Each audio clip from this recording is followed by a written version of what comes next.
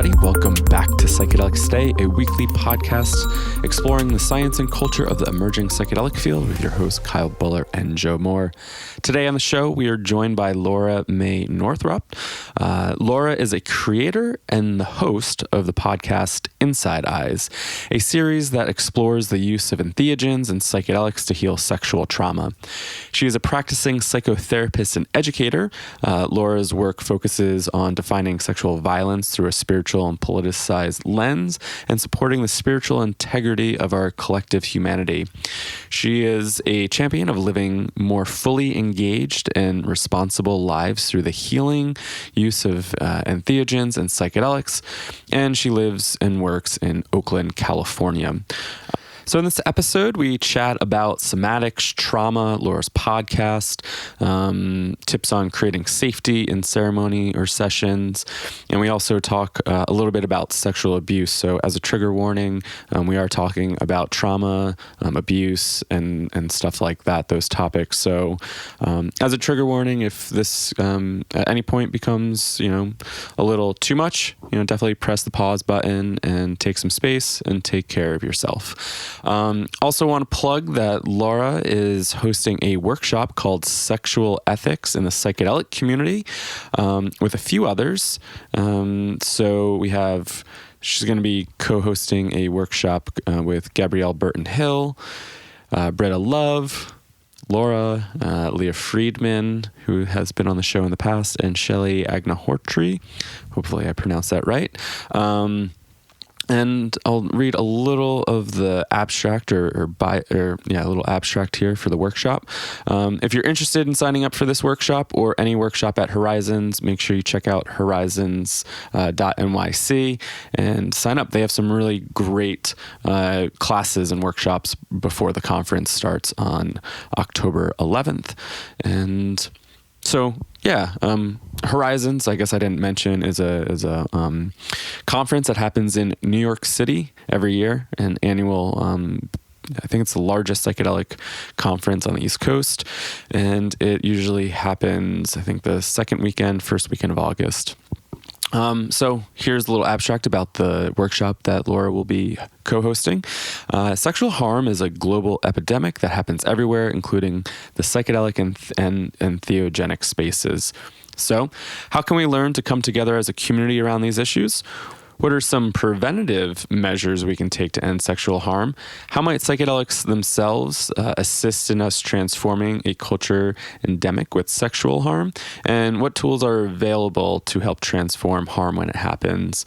So some things that will be explored is power dynamics and sexual harm, embodying consent in the psychedelic and entheogenic spaces, building an accountability culture, and psychological dynamics that lead to sexual harm in the healing relationships. So again, if you want to check out that workshop, be sure to go over to horizons.nyc.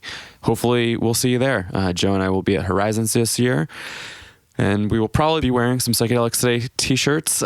So if you catch us there, be sure to stop by, say hi. We'd love to meet you, love to chat with you.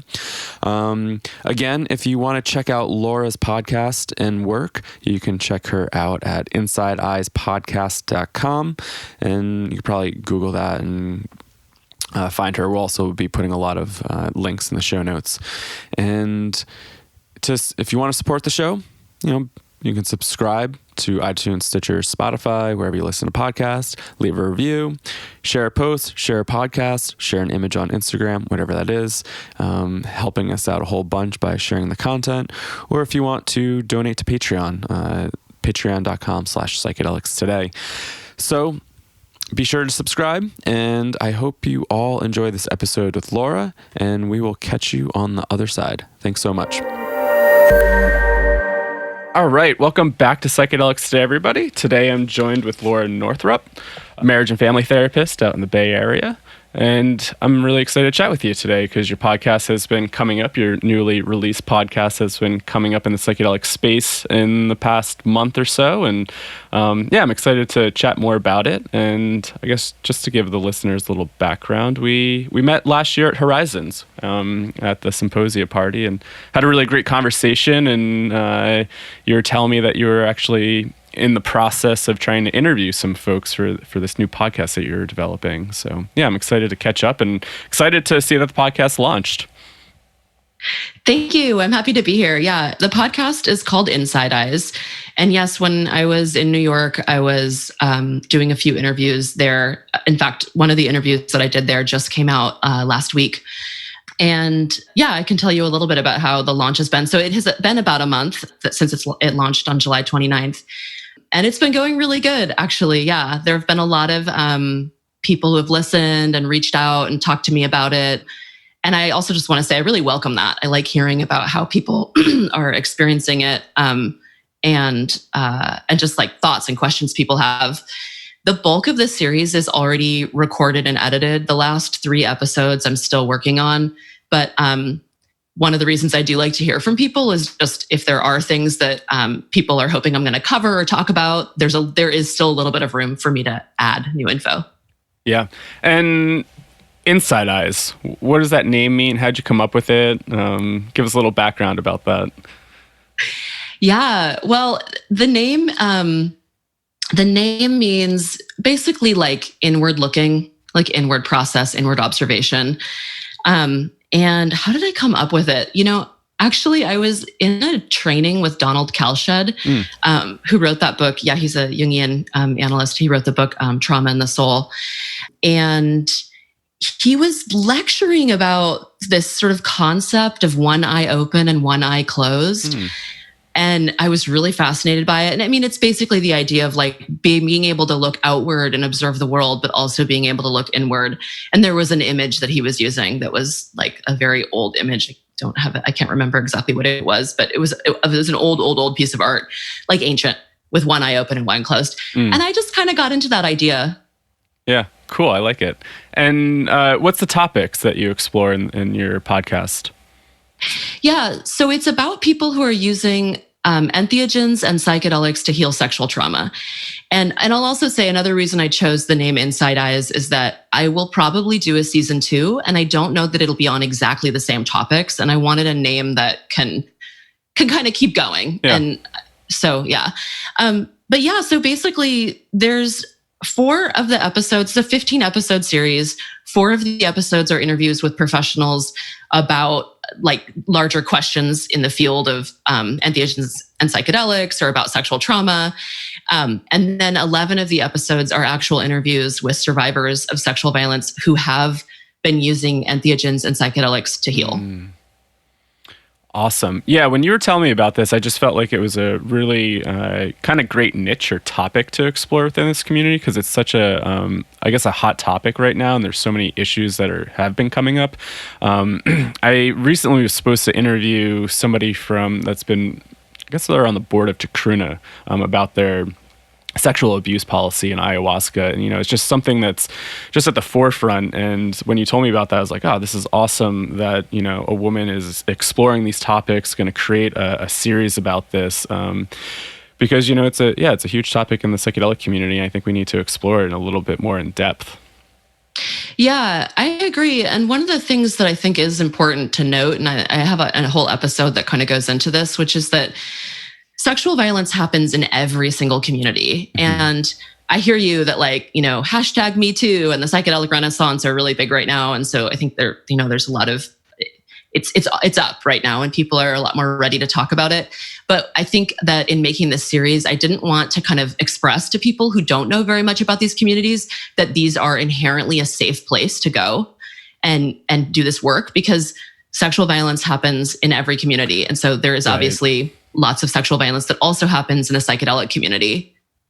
Yeah, definitely happens in all communities. I think we've been seeing that. And I think, I don't know why people maybe think that the psychedelic community might be safer or a little bit more like loving or whatnot, where it's like, oh, this is happening here. It's like, well, yeah. Yeah, it happens everywhere. It happens everywhere. I think, there's a lot of, I'm sure you're familiar with this idea, but, there's sort of this question in the psychedelics world of, are psychedelics going to save the world? And I think that idea is sort of like an underpinning to the idea that there's no sexual violence in those communities. And I'm a person who thinks that entheogens and psychedelics can really help wake us up so that we can be I mean, this is an underlying sort of piece of also why I made this series. I think it can help wake us up so that we can be more empowered and be better stewards to the earth and to like our fellow humans and animals and, and plants. But I don't necessarily think that just because someone uses an entheogen or a psychedelic, that is going to make them somehow operating in their highest self. Yeah, no, I would agree. I mean, if we're looking at, say, some indigenous cultures, right, with like ayahuasca sexual abuse this has been embedded in their culture for a while, and there's sexual abuse that happens there. And maybe I don't know too much about it. I've never been down there, whatnot. Like, I don't know what the cultural context is, but I always think like, are psychedelics going to save the world? I'm like, well, are they saving the people that it's been part of their culture for a while? There's still problems that happen in those cultures, right? Oh yeah, no. When people are like, psychedelics are going to save the world, I'm like, if that was true, the psychedelics community would not have so much sexual abuse happening. Right. Yeah, because it really happens everywhere. It happens in other countries. It happens here. Yeah, it's definitely, there's a sickness in the world that we're working with. And it's not, specific to any one person or group or medicine. Right. And I almost think like sometimes the psychedelic community is a little bit more susceptible, especially with like the power, I guess, that comes with these experiences, and being like, somebody that's in that position of being a guide, being like, I know how to heal you. I mean, in any kind of healing role, that power dynamic can kind of take over. And I don't know, there's that sexiness about psychedelic, just there's like this, like, I don't know, magic, or I don't know, it seems a little bit more powerful at times, where it's like, I know, it's like that. I think that's a mix for these situations and really dangerous behaviors at times. Absolutely. Actually, yeah. And I mean, for people who, I think there are a lot of people who are listening to the series that are thinking like they want to try this out. And just like a word of caution, if you meet someone who's a guide and they're really focused on how they're going to heal you as opposed to how the medicine is going to heal you, and they're going to facilitate that, that's kind of a red flag. Right. Yeah. So I guess to backtrack a little bit, like, what was the idea? Why did you decide to start this with this topic and explore this topic? Yeah, so basically, I'm a psychotherapist and I practice in the Bay Area, and I work with a lot of survivors of sexual trauma. And before I was a psychotherapist, I was more kind of in alternative communities and creating like responses to sexual violence that are alternative to the prison industrial complex. And it's just been a big interest of mine for many years. And in being a therapist and working with people, and also, obviously listening to and consulting with other therapists who are working with people, there is a place that people get to with their healing where it's very hard to move past it. And I mean, really, like, someone will do 20 years of therapy and it's like, there's just this place that's very difficult to move past. And I don't have a really super scientific way of explaining this, but I really feel like there's just something on a spiritual level that needs to move. And that as much talk therapy, and even, I'm a somatic psychotherapist, and there's a lot of talk about how somatics can really, somatics is the answer to get past that place.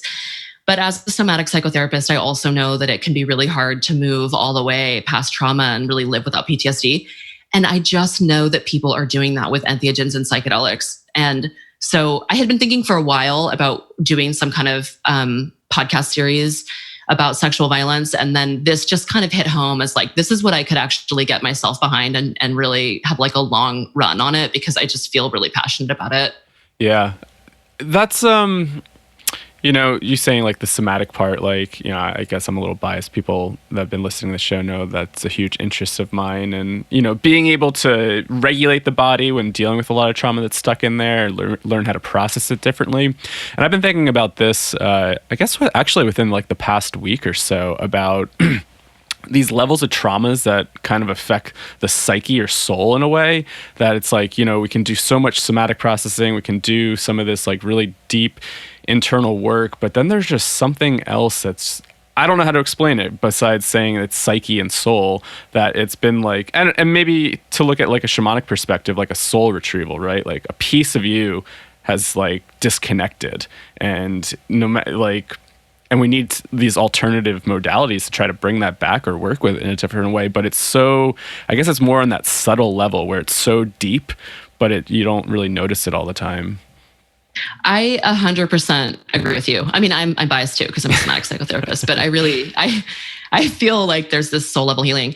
And to speak a little bit more to the somatic stuff, I mean, I'm a big believer in somatics, and I actually think one of the things that can be really valuable, and for people who listen to this series, you'll kind of hear some people talk about this in different episodes. That ability to regulate your body and regulate your feelings, that's a huge part of integrating these experiences. It's a huge part of preparing to do an entheogenic or psychedelic journey, and it's a huge part of integrating it afterwards. So I think somatic therapy is immensely valuable throughout the whole process of using these kinds of medicines. Well, I guess since you brought up the integration part, maybe that's a nice little segue, because I know that's something that we wanted to touch on briefly. This idea of integration and prep when working with these types of traumas. Is there anything that people need to know? Like, say if somebody is really struggling with, some sexual abuse or some trauma, and they're reading the headline saying, hey, I really want to try this. I mean, we get emails all the time of these stories and saying, I really want to heal it. What do people need to know about maybe even making that decision before doing this work? Yeah, well, so I'm a big proponent of it's really important to remember that this is not just like a magic bullet. Like, I do think that when you listen to the series, for example, people are talking about the time period where they're actually using the psychedelic or the entheogen, but they're not like explaining the 6 years of therapy that they did beforehand.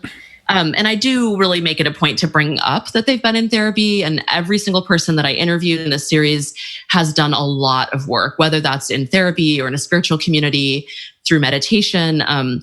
And that's intentional, that I have really chosen to interview people who have done a lot of their healing work outside of like essentially a prep. But I think it's part of why their experiences are so healing. And I think it's part of why they're not re-traumatizing. Right. And so for people who are out there who are survivors of sexual violence or really any kind of violence or trauma, but I think especially, I will say, I do especially think for sexual violence, this is a really big deal, is that you don't want to rush into it. You want to make sure that you have done a lot of prep work, that you really trust the people that you're working with.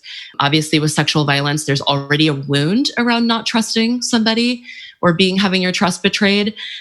And then I talk about this in episode 1, essentially, whenever the sexual violence occurred, for most people, when they experience sexual violence afterwards, they are not believed, or they don't get enough holding from their community. And actually that can be very wounding on top of the actual assault or assaults. And so then what happens if you don't have enough integration support is that you've kind of recreated your trauma. So you've gone and had this profound experience that really blows you open, that is supposed to be healing. And so that in that way, it's different than your trauma. But then you come out of it, and where's the holding? So it's very important to have that piece in place. Yeah, that's huge. Actually, I guess when you were talking about that, it reminded me of the episode that you did with Shan. Is that correct? With ayahuasca? Mm-hmm. And she was saying something about like her parents or family not even really knowing how to hold the space or ask about like maybe what happened.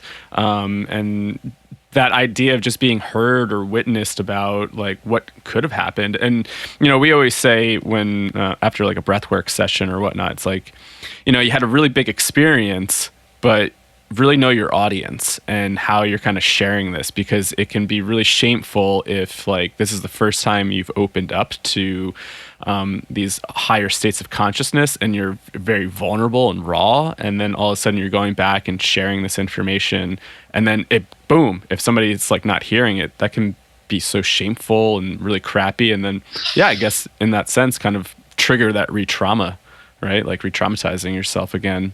Absolutely. And I think that actually that's another segue to integration, which is that, like, obviously I'm a therapist, I'm biased, I love therapy, but I actually also really believe in community-based healing. And I think if you're going to be doing this work, being a part of like a psychedelic integration circle is really useful, or entheogen integration circle, whichever you choose. And I also think, again, this is really important for populations that are dealing with sexual violence, that there's so much shame and secrecy. And so I think it is really healing to be able to be in a group space and be more open about what's happened. And both in terms of the medicine use and in terms of the actual abuse. And also, these are really intense topics. And when you get a bunch of survivors of sexual violence together, a lot of times they just trigger each other like crazy. Right. So, I mean, obviously, you got to be, you got to be careful about who your audience is, as you say, and just kind of, know that it's a process. It's a process for sure.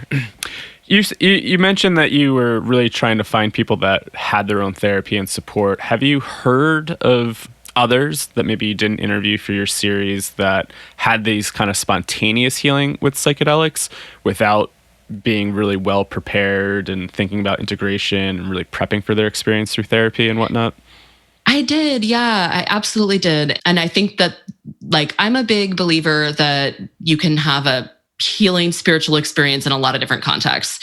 And so certainly, there are people who reached out to me that, just happened to use some entheogens or happened to use some psychedelics at one point and then had a really big healing experience. And what I did is, there is one person, episode 12 with Jonathan, talks about that. And he has kind of an interesting story about how he gets into that. But basically my thing, because this is a public series, if somebody was not either in therapy right now or willing to go back to their therapist once their episode came out, I wasn't willing to interview them because I don't know how it's going to impact their life to have this be out there. Right. So I really honor that there's a lot of people who have done healing work that's been spontaneous. Yeah. Yeah. Well, that's all really awesome on your part, just to even look after that, right? Because we have no idea when a message gets released publicly, how is that really going to affect you later down the line? So yeah, it's really awesome to even just kind of put that in the forefront before interviewing a lot of these people. Yeah, absolutely. And also, it's two really evocative topics that people can get intense about. It's drugs and sexual violence. There have been whole movements of people who are trying to limit drug use and trying to say sexual violence doesn't happen. Right. Is there any, or you were about to say something? Yeah. Well, there was one other thing I wanted to say about somatic work and entheogens and psychedelics. And just that obviously one of the big things that somatic work is trying to do is, I think there's the kind of base, you want to be able to regulate yourself. And then once you can regulate yourself, there's this idea in somatic theory that you can process what's happening in your nervous system through, I'm sure you're familiar with this, but through, shaking or sequencing a full movement that wanted to happen during, the violence that you experienced. And I just want to say, I think one really cool thing about entheogens and psychedelics is that it can help you do that. Yeah, I completely agree.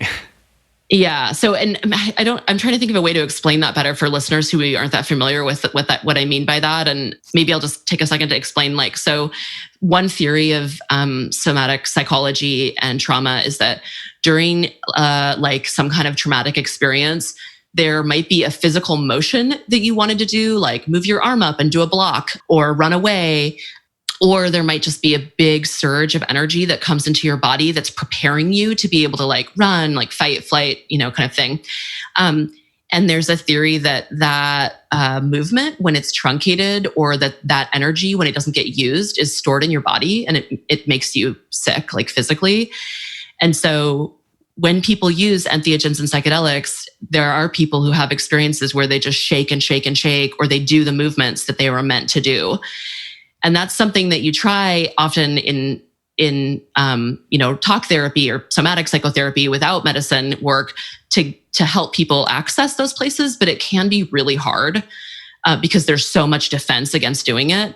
So that's a place where I feel like the somatic work and the entheogen psychedelic work just completely goes together perfectly.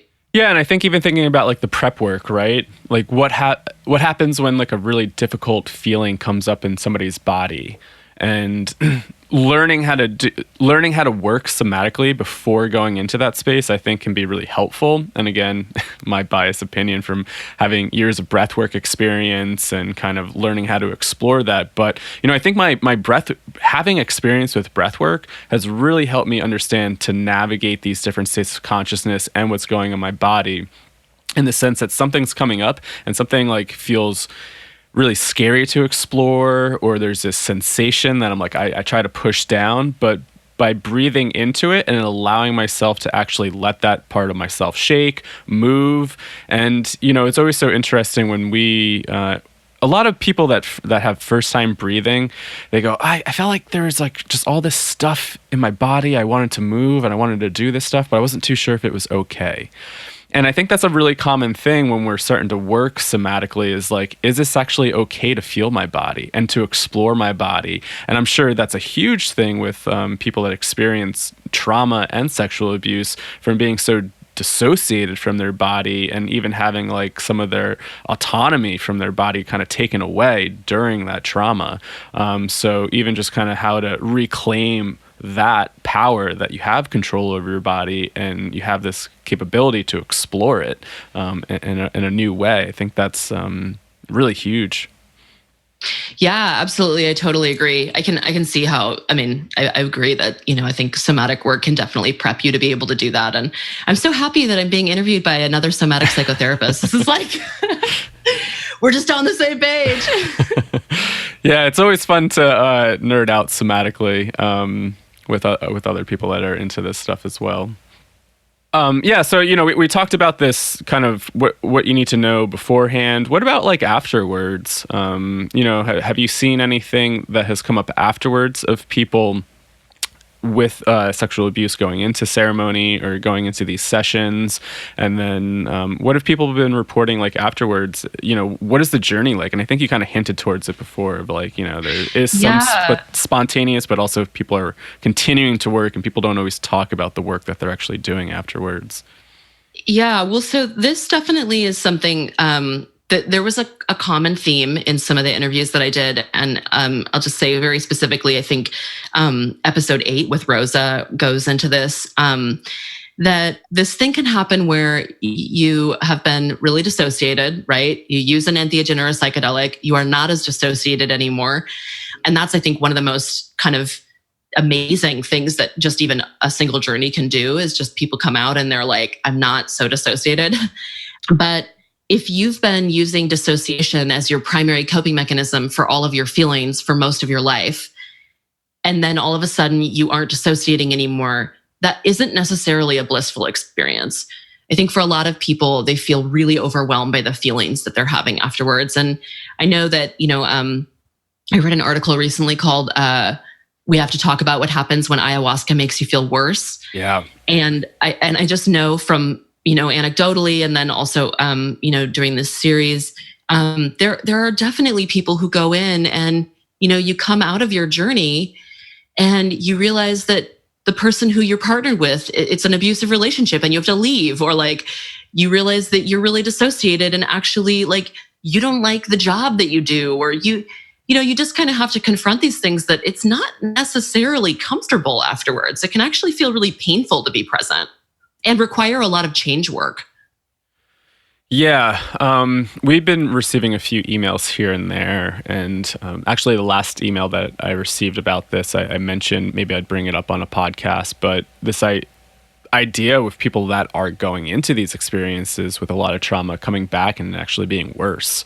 And that's something that people don't always talk about. And, I think really stresses the importance of finding a therapist or an integration specialist to work with, because you open up to this numinous experience, something that's like, whoa, I've never felt this before.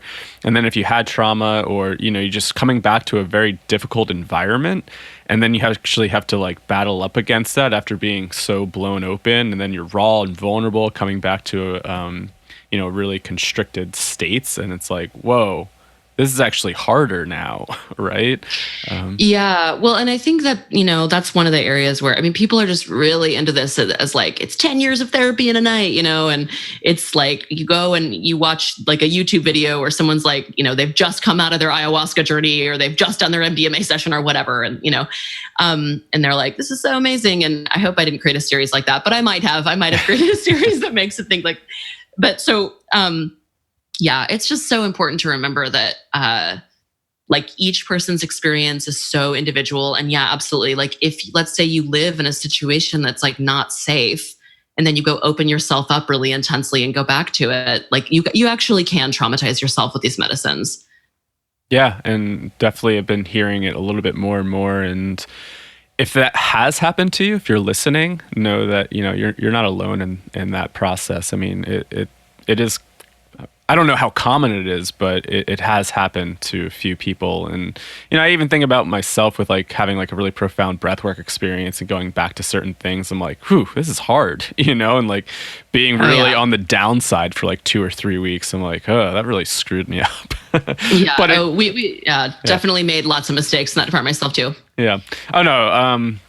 I forget what I was going to say, but this idea of dissociation, I kind of want to dig into this because this is something I've been chatting about and just had a conversation with somebody 2 days ago about.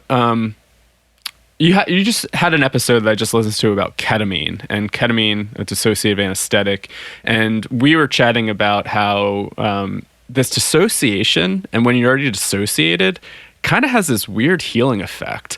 And I wonder if you have any like insight or what you think about this dissociation effect of, say, something like ketamine. And I guess maybe you could say dissociation in other like tryptamine psychedelic states where, maybe you're in another world.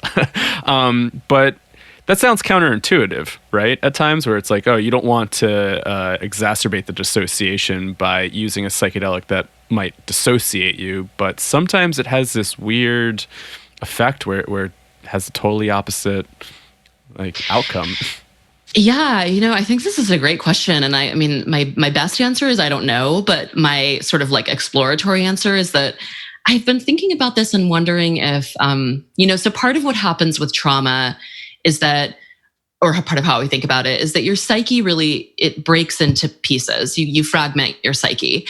And some parts of the psyche cannot interact with other parts. And I think part of what healing is kind of going towards wholeness, and trying to actually like reintegrate the fragmented pieces.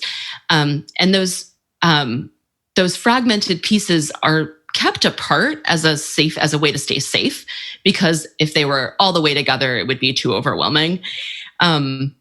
And so when people use medicines that kind of soften their anxiety or, in ways kind of are dissociative, I have questions about what we think dissociation is and what we mean when we talk about something being dissociative.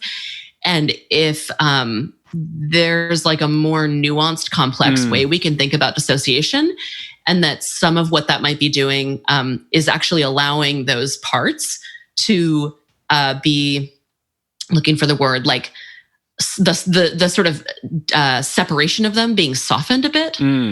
Because that's definitely what I think I see coming up in these kinds of healing journeys, is that parts that could not be talked to or parts that could not be known or felt or thought about get to kind of emerge. And I don't know why that is, but I just kind of go to like, this idea of dissociation, that's an idea that human beings made through observation.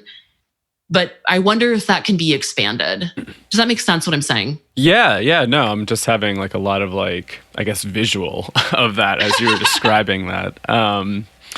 I think that's why I get so lost when I ask questions, because I typically have just like so many like visual type of imagery coming in when people are talking at times. But the way that I was seeing it was like all these kind of fractured parts and being able not to communicate. And so we could call some of those defense mechanisms, right? Like, and these are the ones that are out in the front all the time that have really quieted some of these other parts. And it almost feels like part of our authentic self is somewhat disconnected from that, because all these defense mechanisms are up in place all the time. And being able to dissociate from that, those things that are out in the front all the time, it almost gives us a little bit of awareness of being like, oh my God, there's other parts inside of me, and I've just been functioning on these few. And so that's what kind of came up when you were talking about that. Yeah, I think that's kind of, basically, yes. I think we're creating an idea here. I think I agree with you. Well, and I'll also say in terms of what I think of as like dissociation, that, how am I trying to say this? Being embodied is empowering. Mm-hmm. And being disembodied is really the issue that I see with sort of like the long lasting effects of trauma. I mean, there's a lot of other issues too, but I think being disembodied is different than, like, it's not the same as this dissociative aspects of these medicines. Right. A lot of times what happens is that people actually can get more embodied when they're using these dissociative, quote unquote, dissociative medicines. Right. Yeah, I agree. There's almost like some sort of different sort of perspective that happens. It's like stepping outside of yourself. And if your normalcy is just kind of always being dissociated, being able to actually step outside of the dissociation for a second and being like, whoa, there's other parts in there. Or I have a body. Wow, that's cool. There was definitely a lot of that in my series. There's a lot of talk about people being like, oh my God, I have a body. I was going to ask you, were there any common themes that really came up during this series in terms of the healing aspect? Yeah, I'm thinking, I think there's a lot around shame. I mean, obviously with sexual violence, there's so much shame. So I think there's a lot around softening shame, healing shame. And then there's also, a lot around dissociation and sort of becoming more embodied. I'm thinking in some of the later episodes, especially, there's some conversation just about like what it means to be in relationship with another person, like in a romantic relationship or a sexual relationship, when you are a survivor of sexual violence, and some of the healing that's come from that. Interesting. So people have been reporting either changes in the relationship or just like how am I like asking these questions of how am I in relationship because of this trauma? Yeah. So I think one of the things that people find, at least in this series, people have found is more of an ability, and then this is essentially what healing from trauma is, right? It's like more of an ability to tolerate feelings so that when you're in a romantic relationship and something is happening and you're getting activated, and actually, I think episode 12, Jonathan talks really sort of says some really pointed things about this, but like you start getting triggered and thinking, I'm a worthless person. This person's going to be mad at me, or I've done something wrong, or I have to get away. I have to go crawl under a rock. I want to die, like whatever. That those things just soften more because there's more of an ability to tolerate shame and other feelings, like if you are a survivor of sexual violence and you really are in a place where you're not actually feeling very much and it's hard to tolerate things like criticism or feedback or someone behaving poorly because you're like, this is so dangerous that they're acting like this, when it's like, well, is it that dangerous? Like they were 20 minutes late to pick you up. I mean, like it's like you might just be triggered. That there's more of an ability to tolerate kind of like, okay, yeah, I'm scared. And this is why I'm feeling scared because of something that happened, and I can roll with it more and not get like blown out of the window of tolerance and then go into a huge argument in order to process it. Does that make sense what I'm saying? Yeah. Yeah, I think the relationship aspect is really big, and I'm wondering, I know you focused on like sexual abuse during this series, but just maybe even think about people that experience just like various adverse childhood events, right? Like just abuse in general, and how those events could even impact the way that they're in relationship with other people, not just specific to the sexual violence and abuse. Yeah, absolutely. And I mean, I think that anyone who listens to this series is probably going to get something out of it. And I think like people who are partnered with survivors of sexual abuse can get a lot out of the series. People who did not experience sexual trauma but have experienced other forms of abuse can probably get a lot out of the series. And in episode 6 and episode 10, with both Jennifer Pattison and Tanya, there's some talk about just other aspects of childhood abuse. Also, episode 11 with Kate talks about that too. So I think that stuff is definitely applicable. And I mean, I think the reason why I focused on sexual violence, one, it's an interest of mine, and two, it is an area that's very hard to gain, like kind of move forward in healing. And there's one other thing I was going to say about that. Oops, slipped my mind. No worries. Oh, I'm excited that you have Jennifer on there. I've been following her work for a while. Yeah. Oh yeah, she's great. Yeah, she does breath work and works with all sorts of populations like that. So yeah, that's awesome. So I guess, what's something that you've learned through this whole process? of interviewing. Yeah. Oh God. I've learned a lot about audio editing. No, let me think. Something I've learned is I really was worried in making this series that I think it is true that a lot of people don't want to hear about sexual violence. I think I was worried that there would be more backlash, and actually, like, all I've received so far is just like a lot of love and support. Both people supporting me making this series, and then also, people just contacting me and letting me know how much it means to them. And we're only on episode 4. So I'm like, yes, I'm so glad this is already, healing for people. And that's, the intention around this whole series is that I want it to really be a resource for people so that it can actually be a part of their healing process. Right. Yeah. Yeah. It's interesting because these are really heavy conversations to have. Yeah, when I was listening, I was like, "Whew, yeah, there's a lot of energy behind these conversations," and I think you really have to be in a good space to listen to some of those, right? But these huge content warning. These are really important stories to be shared because this is a huge thing in the world right now. And we're seeing it all over the place, right? Just leaking in the news, and it just seems like stories are coming out in every direction, and it's like, it's almost like it's just in our culture we don't talk about it, and it's just suppressed, but it probably happens more than we actually think, right? And I think it does actually happen more than we think. Yeah, for sure. And maybe that's like a good segue, actually, the larger kind of cultural perspective onto some of the political stuff, because another thing that I think is sort of interesting about sexual violence and psychedelics and entheogens and and I get into this in the series, but maybe not as much as I want to. I just think that it's interesting that sexual violence, there's this huge epidemic globally. As explained in the first episode, sexual violence is a major method of war and genocide and all these things. So there's all this sexual violence, which is super disempowering. And then entheogens and psychedelics are illegal, and they're so empowering. They're these really healing medicines that, yes, obviously there are things people need to be concerned about, and people need to be aware that they can be dangerous too. But they're these really healing medicines that really expand consciousness and empowerment. And I think these two topics kind of have a relationship to each other in the sense that I think there's a lot there about, the powers that be really not wanting people to be empowered, embodied, and well.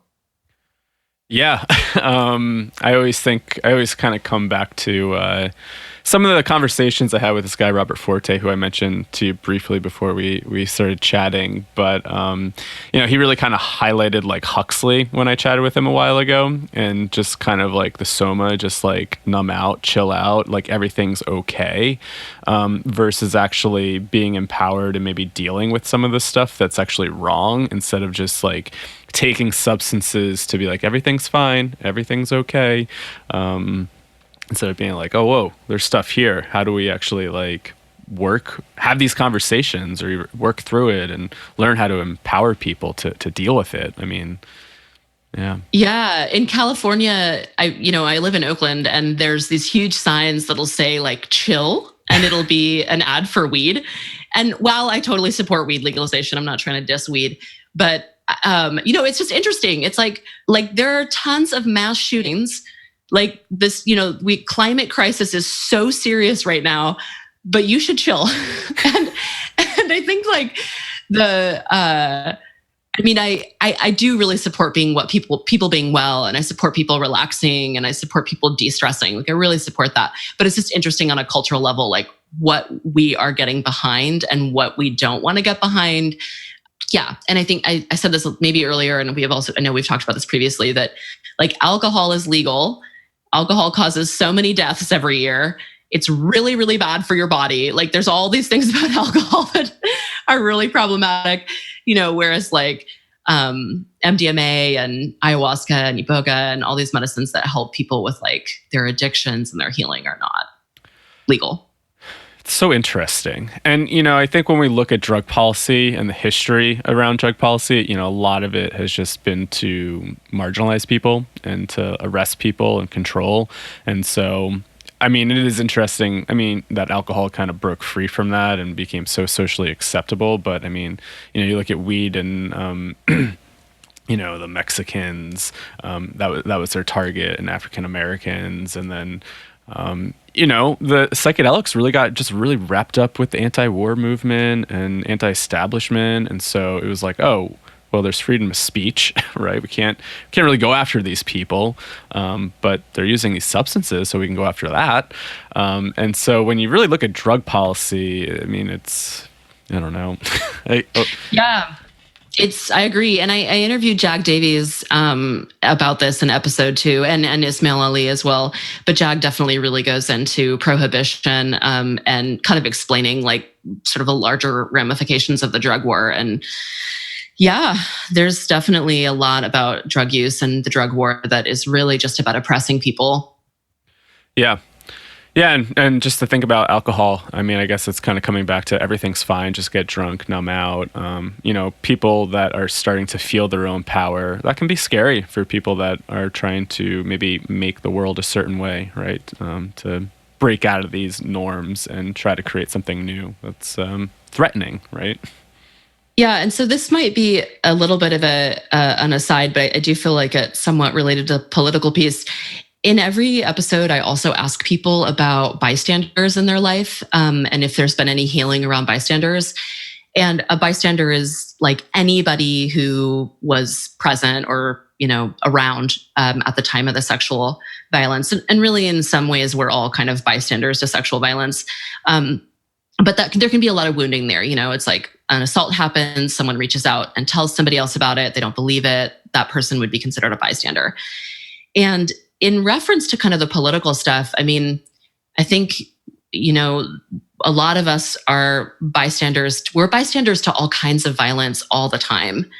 And because I'm really interested in how entheogens and psychedelics can empower us, I am interested in not just how entheogens and psychedelics can support the healing of people who have experienced sexual violence, but also support people. I think Shan goes into this in episode 3, just like if you think something is going on or you're concerned, actually having the ability to not just be polite, and I really put that in quotes, like I don't think that's, just to be polite and not say anything versus to try and actually say something about some sexual violence or some sexual assault or any kind of violence that's happening. And I think that sort of politeness and not saying anything, it's really a sickness that's so embedded in American culture and embedded in whiteness, in just like sort of just towing the party line and not saying anything. And I have a lot of questions about how much entheogens and psychedelics can help us to not just heal ourselves, but really be advocates and stewards for others too. Why do you think that is? Like, why do you, I don't know, is this called the bystander effect? But just like not stepping in to help out and just kind of standing on the sidelines being like, well, is this my responsibility? I guess we have to even ask the questions like what's going on there first, right? Of like... Yeah, I think it's scary. It's scary to do something different than what the rest of the world is doing. And sometimes you get targeted for it. People are at everything from like trolled onto the internet to assassinated for speaking up. Yeah. And so it is really scary, but I think this is the like part that's important to remember is like, it's also pretty scary not to. Mm-hmm. Yeah. Right. Like there's a lot of really bad stuff that happens because we don't speak up. Yeah. And where do you think like psychedelics like play in that? Do you feel like the sense of openness or just like the different how psychedelics can empower us could possibly help us kind of step into that situation to be like, hey, maybe influence our accountability on some of this stuff? That's my hope. I think, I do believe that there's a possibility of that. I think I've seen it, and then I hope that it's going to continue. But I do think that entheogens and psychedelics do often get people into a deeper sense of their own truth. And when you get into a deeper sense of your own truth, it's a lot harder to kind of live in this dissociated, cognitively dissonant place where certain types of oppression are totally okay while you benefit from them. Or you're not the one doing that. Like, I'm not the one committing mass shootings. I didn't go to a Proud Boys rally, so I'm not actually responsible for ending white supremacy. Or like in the case of this series, like I haven't sexually assaulted anybody, and I wasn't sexually assaulted. Therefore, this isn't really an issue that relates to me. But I mean, the thing is, like, I think definitely entheogens and psychedelics get us more connected to the sense that we're all connected. Connected, yeah. And like all of our healing, like if you are really healed and you're living in a very culturally, like spiritually sick and violent world, you are not actually experiencing a level of, you know what I mean? Like we all need to be healing. We need to live in a globally like a more well place for us to actually be healing. Right. Yeah. And sometimes I wonder like how big these issues are, that just the idea of what do I even do? You know, these questions of like, this is just so beyond what I can even do. Maybe I'll just leave it for other people to kind of deal with, that maybe have a better idea of how to approach these issues. You know, thinking about the more larger collective things that are happening, you know, just kind of like the sense of helpless and hopelessness that could come out of all the stuff that's in the news every day. It's like, what is even my part? But like a psychedelic experience could possibly open you up to a new way of thinking and being like, I do have a part to play in this, or I've seen how everything is connected, or, oh my God, we are part of nature. You know, there's a lot of research coming out right now about psilocybin and psychedelics with your connection with nature. And so it's like, oh, this climate change thing is, you know, people are talking about it, global warming. And it's like, you know, are these psychedelics kind of waking us up that, hey, we're actually part of this earth and we actually need to do something?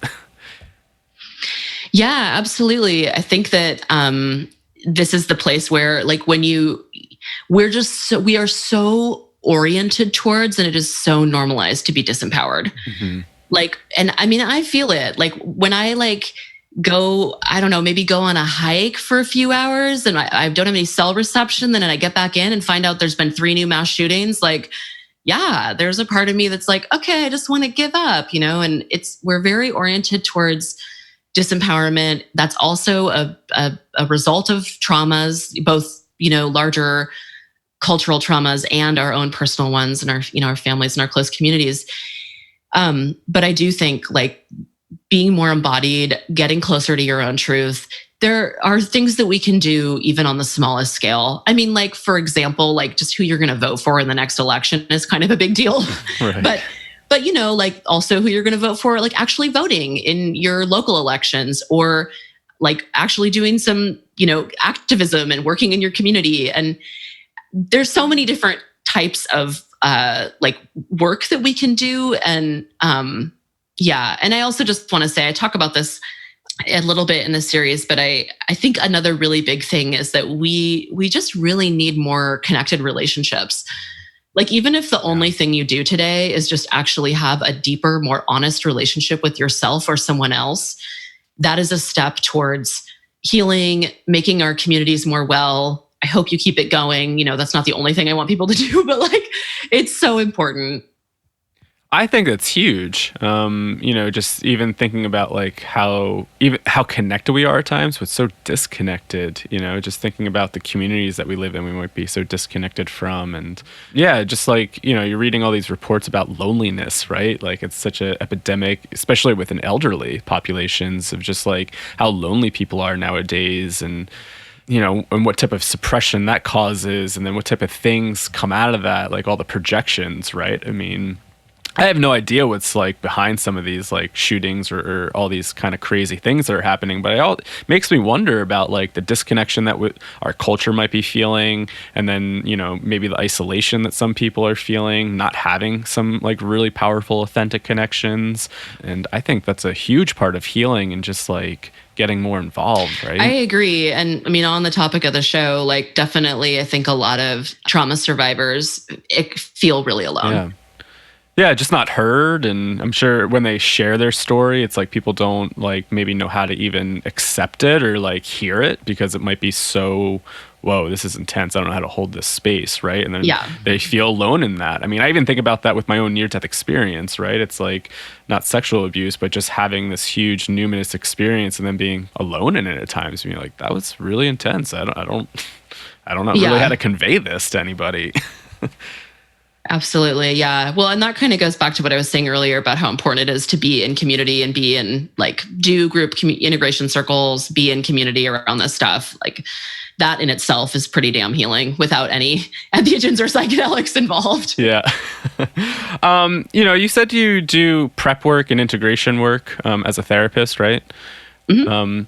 I'm curious, like, do you have any advice for people that might be listening? I know this isn't clinical advice and, people should kind of take it with a grain of salt and do their own research. But, I remember when we were chatting with, what was her name? Chloe from Cosmic Sister.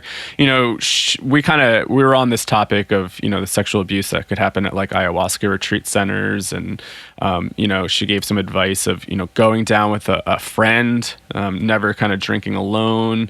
Like, do you have any tips or advice for people that are looking to do some of this healing, but just like some, I guess, harm reduction of like how to really best prepare to educate themselves around these topics? So, we're might not be re-traumatizing or even getting put in a situation where the abuse could happen again?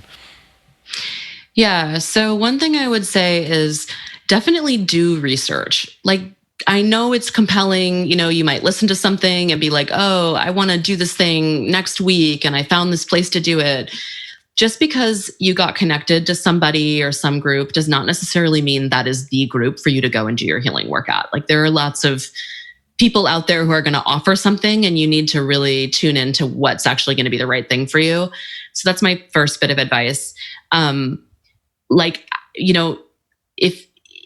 Get a reference, like ask someone else who's been there. I don't think you necessarily need to do everything, like all your journey work with someone else who but I think if you can, or if someone else wants to do their work at the same time, that's awesome. But yeah, really, I think like doing research and this is hard. It's hard when you're a really dissociated person. I want to say, and trust your gut feeling. But like, again, like it's hard to do that if you're like, I feel like my gut tells me everything's dangerous. Right.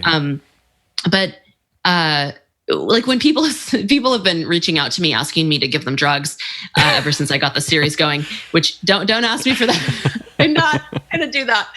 But what I say is, what I can tell you to do is find a therapist or start meditating. And so I think, like, if you are concerned that you're going to re-traumatize yourself, have a space where you can really think through that and talk about it with someone else and feel into it. Like, what would it feel like if this space was going to be the right space for you to do the work? And what does it actually feel like when you talk to the guide? And say thank you for that information and then go away and process it with somebody that you trust about whether or not that's going to be the right space for you. And then the other thing I would add is I'm actually taking I'm looking at psychedelic and entheogen harm reduction from two lenses. One is like to the person who's using, but also the other one is to like the plants and the medicine and the land and the communities that have stewarded these medicines. And, if you're going to be using, let's say, ayahuasca in the US, and let's say that you're using that with a practitioner that's not from the traditional lineage that has been stewarding the plant and the spirit, like another layer of harm reduction. And I think this also probably is indicative of the person who you're working with and their integrity is it is totally okay to ask a guide about what their relationship is to the people who are stewarding that medicine. It's okay to ask what they're doing in terms of mutual aid to support. And I think sometimes, it's like you can feel scared when you're talking to a guide, like this person is whatever, really important or powerful, but you can say to them, like ayahuasca is over harvested. And if you're using it in the United States, you really should only be using ayahuasca that has been sustainably harvested, essentially farmed. And you can ask them these questions, like, is this sustainably harvested? Are you doing, a lot of people who are ayahuasca guides in the US are actively doing community-based projects with the money they're making here in the tribes and in the locations that their teachers are. So like you can totally ask all these questions. And if they are weird about answering it or act like you're, like not, I don't know, not a powerful enough person to ask, that's a problem. Yeah. And I guess like for somebody that feels like, they've gotten their power taken away and they see a guide that is trying to do the healing, would you have any advice on, I mean, I'm sure the voice is a huge thing of like, I don't feel comfortable with you doing this practice on me. Like, I don't know. Do you have any... Oh, you mean like in the actual ceremony? Yeah, because I'm sure that happens, right? Like saying like ayahuasca or just, I've heard of people saying, oh, like my guide like put his hands on me to do like some massage, but I didn't really feel comfortable enough telling them that I didn't want that, or they were telling me that this is the healing, right? And so I mean, stuff like that does come up, and I'm wondering... I think that what I would recommend is to talk about this stuff beforehand with the guide. Like actually talk about, do you use touch in your ceremonies? What does that look like? And like actually just get into it. And if somebody is really the right healer for you, they are going to be able to address this with you. So definitely, I think that's something to talk about beforehand. You could even say like, I really do not want to be touched. Yeah. What about some advice for people that might be listening that, are doing therapy work with people or maybe some underground stuff and, they're not really used to maybe dealing with the complexities of trauma to this degree? Like any advice that you would have for them? Well, my advice to those people, I love that you're asking this question. My advice to those people is to get a trauma training that's not necessarily, like it doesn't need to be a psychedelic trauma training, but just to really understand more about trauma. And I think another thing, I mean, sexual violence is really, really, really damaging to the soul and the psyche. And I think a lot of people do not understand how damaging it is. And there can be a lot of like behaviors or ways that survivors can act that can be really confusing to the practitioner. And I guess like the biggest thing I would say, and I mean, I talk about this, I do like consulting and supervision as a therapist, is boundaries are really important. Like touch can be very healing and it can also be very traumatizing. And so just because in the moment you're seeing someone suffer and you can't handle that they're suffering, and so you want to touch them, that's not necessarily the right reason. Like, obviously, another thing I would say to anyone is do your own work. Like, really, really, really do your own work. Because, like, I mean, I know, as a therapist, sometimes you have to sit there and say, yeah, like, you're in pain right now. And the answer in this moment is not for me to try to take you away from the pain. It's to have me helping you to be able to tolerate it. Sometimes the answer is to help someone get away from it. But right. But so I think doing your own work, really knowing yourself, am I making this intervention out of my own anxiety or is it for the benefit of this person? And then boundaries, like, do what you say you're going to do, be very mindful about touch. Also boundaries, like the thing is with sexual violence, it's a boundary violation. Right. So there's a lot of room to have the trauma reconstellated through more boundary violations. So for example, if you're a guide, and you have somebody coming to work with you who is coming to work on sexual violence, like hold off on becoming friends with them. Like hold off on any relationship with them that's not you being the guide. Right. Yeah, that's huge.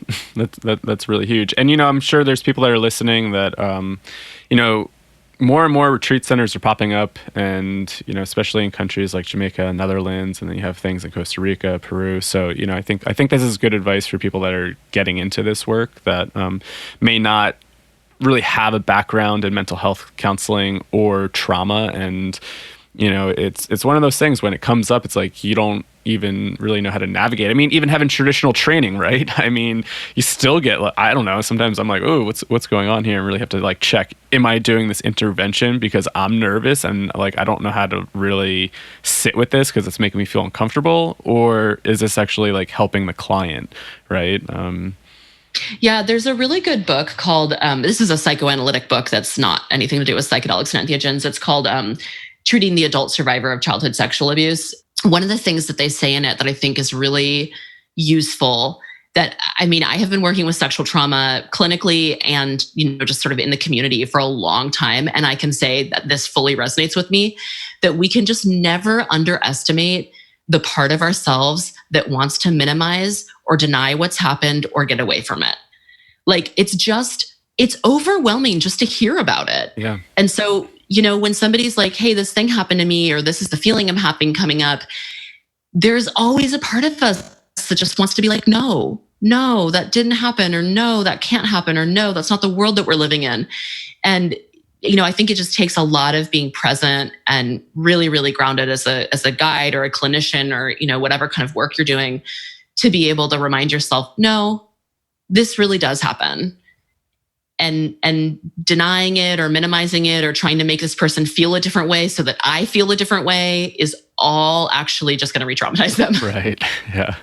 So just we're at time, but two quick, well, maybe not quick questions, maybe though. And this might be a hard one. Somebody asked me this recently interviewing me. They said, what was your favorite episode that you recorded? And I was like, God, I don't know. But I'm wondering if one really stood out for you. I know all interviews are unique and special in their own way, but... Yeah.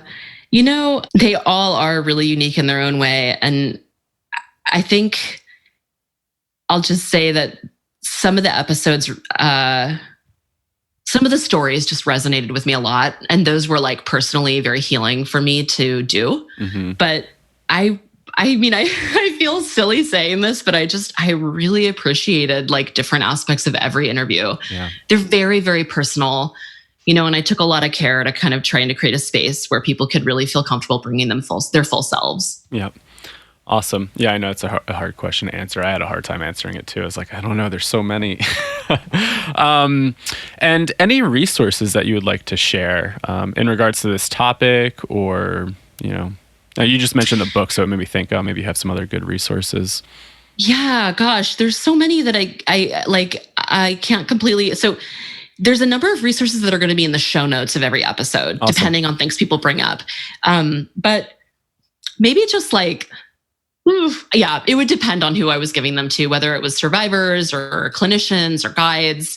But yeah, just my biggest resource is like, do your own work and really be open to like, hearing more about how you can show up in your best self in the world and support like the total liberation of all people, plants, animals, things. Cool. And anything that big takeaway that you just want to share, anything that maybe we didn't touch on, anything that you want to wrap up with here? Maybe just the last thing I want to say is like, I really believe that this series is deeply political, and I don't want that to get lost. Like I really believe that the more that as people we can heal our trauma, the more that we can then show up in the world and like engage with the massive crisis that we're in. And that's like a deep underpinning of this series. Awesome. Yeah. And it made me think, when we were talking about like accountability and how to really maybe show up to do this work, it sounds like this project is actually like you trying to put it out there, start the conversation, and yeah. So awesome job. And it sounds like also like an integration process, right? It's like, how do I really synthesize all this together and put it out in the world? Absolutely. And the only thing I would change about what you just said is I don't feel like I'm starting the conversation. I feel like I'm contributing to it, just because like, it's been very important for me to just ground in like the people who have done so much of this work before me that have really like paved the way and are like huge inspirations for me. Yeah. Awesome. Yeah. Thanks for clarifying that. I know the conversation has been going on for a while. Awesome. So where can people find you, and how can people listen to the podcast? So you can listen to the podcast by searching Inside Eyes on any major podcasting app. If you want to find me, you can go to either my website, my Instagram, or my Twitter. My website is www.lauramay.northrup.com. My Instagram is @LauraMayNorthrup. And my Twitter it's inside and then 2 spaces, but like I don't even know how the lower dash, right. Inside Eyes, basically. Awesome. Obviously, I don't use Twitter very much, y'all. But I would love to hear from people. Like, if you're listening to the series and you want to tell me how it's going, please reach out to me. Awesome. Well, thanks so much, Laura. This has been an awesome conversation and really important topic to highlight and get out there for. So I'm really appreciative of your work. And I've been enjoying the podcast. So I'm looking forward to the episodes as you release them. Yeah. Thank you, Kyle. Thanks for having me on the show. All right. thank you for listening. I hope you enjoyed that episode with Laura Northrup. Again, if you want to check out Laura's work, it's insideeyespodcast.com. And yeah, definitely go check out Laura's podcast. I listened to a bunch of episodes when she released it. I forget how many I listened to, I think up to 4 of them. And there's been a few more released since then. So she is continuing to release those episodes. So go check that out. Have any questions, comments, anything like that, feel free to email us. We love hearing from you. Or if you have any other suggestions about show topics, our email is psychedelicstodayemail@gmail.com. And as a friendly reminder, be sure to subscribe to the podcast on iTunes, Stitcher, Spotify, wherever you listen to podcasts. And if you want to learn with us, we also have some seats open for upcoming courses in the fall, starting in November. Our Navigating Psychedelics course. We have the general class for people that are just interested in learning about integration, harm reduction, navigating their experience. And we also have the Navigating Psychedelics course that is for clinicians. So if you're a clinician, therapist, anybody that's working with people, that's trying to implement integration services, you get all that course for the general course, and then plus you get a few extra bonus master classes specific for therapists and clinicians. So you want to check that out, be sure to go on over to psychedelicstoday.teachable.com, and you can check out the 2 programs over there for dates and to sign up. So that's psychedelicstoday.teachable.com. And again, thank you for listening to Psychedelics Today. We really appreciate your listenership and your support. So we'll catch you on the next episode. Take care. Have a great week.